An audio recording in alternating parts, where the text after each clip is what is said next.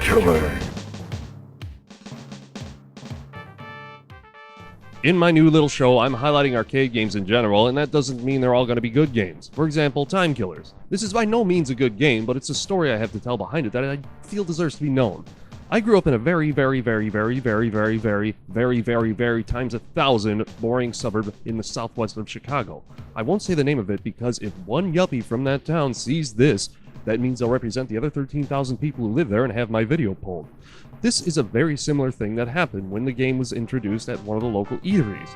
This was the only place you could go in this town that strayed from boredom if you enjoyed arcade gaming. I can honestly say my love of bicycling today stems from when I was a child and I would have had to ride 5 towns away to find the nearest arcade, and I did.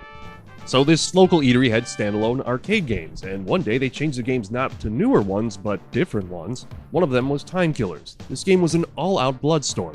You could lose limbs in the heat of battle, which was as bloody as it sounds, did lend a unique aspect to the game. You lost an arm, guess what? You had to make do without it for the rest of the match. Also, if your timing was right, you could get decapitated at any time. Now put yourself in a regular yuppie's shoes and ask yourself if this was too offensive. Of course it was, because yuppies are the most boring people ever, and I stand by my decision to say that. Guess what? Life is unpredictable, and learn to deal with it. I'm getting off track with anger here. So the yuppies saw this violent, cartoony, and otherwise not good game and made it so standalone arcade machines were no longer allowed in this town. I promised myself I wouldn't swear on this new show of mine. It was bad enough I had to share a school with the overprivileged douchebag children of such people as the town's poor kid, but now I couldn't even play an arcade game in my hometown.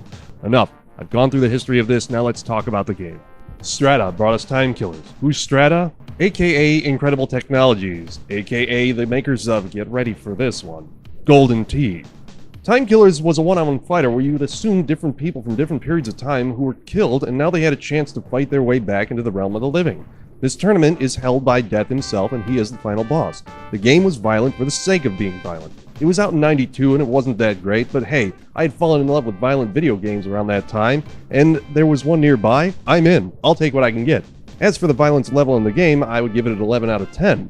The game was violent, the gameplay was violent, the backgrounds were violent, the sound effects were violent, the logo was violent, even the victory screens could be violent. I felt the music was the only thing that wasn't violent. I did like how this game controlled. You had 5 buttons and each controlled a limb of your body and your head. You would press a button and they would attack with that limb. If you lost an arm, you could press the button and all that would happen is you'd shoot blood from the stump, but in fact, I really pissed a friend of mine off when I found out if you hit all the buttons at the same time except the head button, your character would go into a decapitation move, and let's just say I ended a lot of games way before they even started.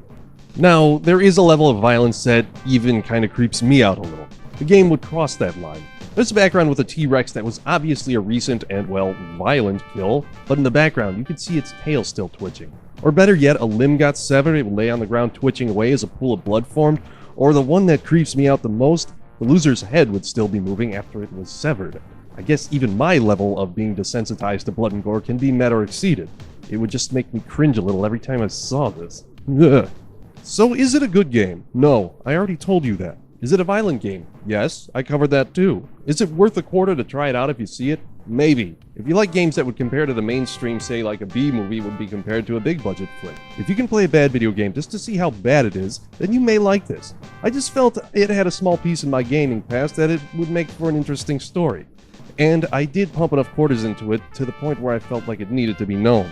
But arcade past, let's make it last. See you next time.